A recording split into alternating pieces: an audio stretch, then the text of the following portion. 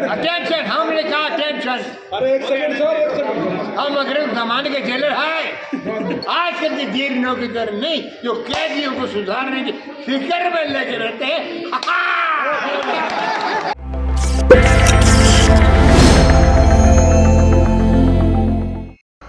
सनातन संस्कृति संघ द्वारा आयोजित सनातन एकता यात्रा चौथे दिन आज झांसी पहुंची। यात्रा ललितपुर से शुरू होकर मध्य प्रदेश के टीकमगढ़, छतरपुर, महोबा, मऊरानीपुर होते हुए झांसी पहुंची थी। आध्यात्मिक यात्रा का जगह जगह स्वागत किया गया। यात्रा में विभिन्न साधु संतों और धर्म गुरुओं ने श्रद्धालुओं को प्रेरित किया। आज यात्रा झांसी पहुंची, जहां कार्यक्रम के बारे में बताते हुए सनातन संस्कृति संघ की अध्यक्ष हरिप्रिया भार्गव ने पत्रकार वार्ता का आयोजन करके बताया कि हमारा धर्म हमें न केवल मानवता की सेवा सिखाता है, बल्कि आध्यात्मिक शांति और सामाजिक एकता का मार्ग भी दिखाता है। हम सभी मिलकर सनातन धर्म की इस परंपरा को आगे बढ़ाएंगे।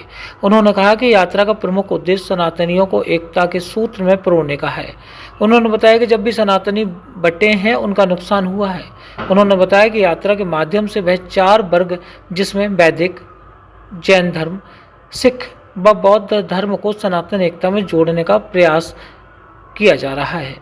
उन्होंने बांग्लादेश में हो रहे हिंदुओं पर अत्याचार को लेकर कहा कि यह बंद होना चाहिए। अगर आज हम एकत्र नहीं हुए तो कट्टरपंथी लोग पुनः हमारी संस्कृति व हमारे धर्म के लोगों पर प्रहार करेंगे।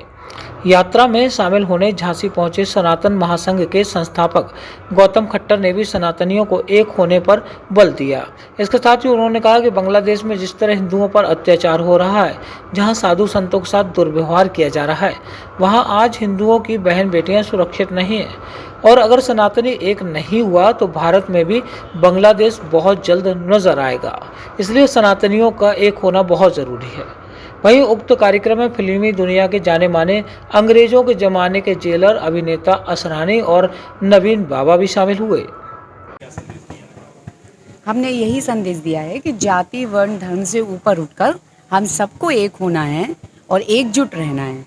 हमें किसी भी तरह की राजनीतिक या धार्मिक षड्यंत्रों में नहीं आना है।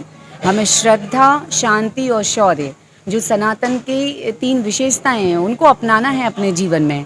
और जाति को अपने मन से एकदम निकाल देना है, मन भेद नहीं रखना है। जी, मुहूर्त अच्छा होगा 29 तारीख का, इसीलिए उनकी समाप्त हुई, हमारी शुरू हुई। और मुझे लगता है सनातन एकता यात्रा, ये जिस उद्देश्य की जाती है या जैसा ये यात्रा है, तो ये प्रवाह चलता रहना चाहिए। किसी की समाप्त होती है, कोई शुरू करता है। सारे सनातनी बहन भाई अपने अपने क्षमता अनुसार सहयोग कर रहे हैं और अपनी योग्यता अनुसार उसमें अपना योगदान दे रहे हैं। यहाँ झांसी की रानी के नाम से एक वीरांगना हमारी प्रसिद्ध हुई। वर्तमान में इस देश में जातिवाद के संदर्भ में पूज्य धीरेन्द्र कृष्ण शास्त्री जी ने भी एक यात्रा निकाली थी और अभी एक यात्रा हरिप्रिया जी ने निकाली है। तो ये जो छोटी छोटी यात्राएं हैं, बड़ी बड़ी यात्राएं हैं, देश के कोने कोने में हो रही हैं, उस यात्रा में झांसी एक ऐतिहासिक स्थल के रूप में विख्यात होगा आने वाले समय में, क्योंकि अभी हाल फिलहाल में 2 यात्रा निकली और दोनों ने झांसी को टच करा है।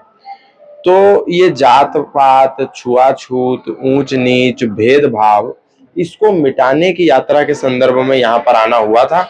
और सनातन धर्म के लोग जो विभिन्न धड़ों में बटे हुए हैं, विभिन्न पंथों में बटे हुए हैं, विभिन्न जातीय भेदभावों में बटे हुए हैं, उन सबको एक करने के लिए, पिछड़े और बिछड़े सनातनियों को गले लगाने के लिए ये यात्रा थी। इसमें हम सब सम्मिलित हुए। आपकी भी सनातन यात्रा निकली, शास्त्री की भी सनातन यात्रा निकली, अलग अलग क्यों? अलग नहीं है, एक ही है। धीरेन्द्र शास्त्री जी के साथ हम थे पूरे। उसी टाइम उनकी चल रही, उसी टाइम आपकी नहीं, उनकी समाप्त नहीं, उनकी समाप्त हो गई। उसके बाद इस यात्रा का प्रारंभ हुआ। अगर आप देखेंगे तो उनकी 29 तारीख को समाप्त हो गई और वो समाप्त नहीं हुई। वो यात्रा निरंतर चलती रहेगी और तब तक चलती रहेगी जब तक इस देश में एक व्यक्ति के मनस पटल में भी जातिवाद नाम का विष रहेगा। तब तक देश के विभिन्न कोनों में ऐसी अनेक असंख्य यात्राएं चलती रहेंगी। बांग्लादेश में जो हिंदुओं का नरसंहार हुआ है, वो सनातन धर्म के लोगों की जो मूर्खता है, जातिवाद, इसी के कारण हुआ। हम लोग विभिन्न धड़ों में बटे रहे। आज बांग्लादेश में हिंदू अल्पसंख्यक हो गया। भारत में जो अभी हो रहा है वो बांग्लादेश का जो वर्तमान है वो भारत का भविष्य ना हो जाए, इसीलिए इस प्रकार की यात्राओं को निकाला जा रहा है विभिन्न संगठनों द्वारा। और आप बांग्लादेश में देखिए, जो आवाज भारत के संत उठा रहे हैं वही आवाज बांग्लादेश के चिन्मय प्रभु ने उठाई और उनको जेल में बंद कर दिया। और सबसे बड़ी दुख की बात कि चिन्मय प्रभु का स्वयं का संगठन इस्कॉन, जो स्वयं को international society for Krishna consciousness कहता है, इंटरनेशनल संगठन इस्कॉन चिन्मय प्रभु के सिर पे से हाथ पीछे खींच लेता है और कहता है कि हमारा चिन्मय प्रभु से कोई लेना देना नहीं। ये हम लोगों को क्या हो गया? हम लोग अपना लालच, अपनी ढपली, अपना ढोल बजा रहे हैं। ये मैं समझता हूं कि बड़ा दुख है हमको। आज चिन्मय प्रभु के साथ खड़ा होना चाहिए देश के हर व्यक्ति को। हम ये कहेंगे कि वो हर संगठन का आदमी है, वो हर सनातनी संगठन का आदमी है जो सनातनी की आवाज उठा रहा है। तो इस्कॉन ने ये अच्छा नहीं करा। मैं उन लोगों को कहूंगा, परमपिता परमात्मा इस्कॉन के लोगों को सद्बुद्धि दे कि वो चिन्मय प्रभु के साथ आकर के खड़ा हो। और मैं भारत के माननीय प्रधानमंत्री जी, गृह मंत्री जी से भी कहूंगा कि इस विषय में हस्तक्षेप करें और चिन्मय प्रभु जी को न्याय दिलाएं, जो सनातनियों की आवाज बनकर के बांग्लादेश में उभर रहे हैं। झांसी से रवि परिहार की रिपोर्ट।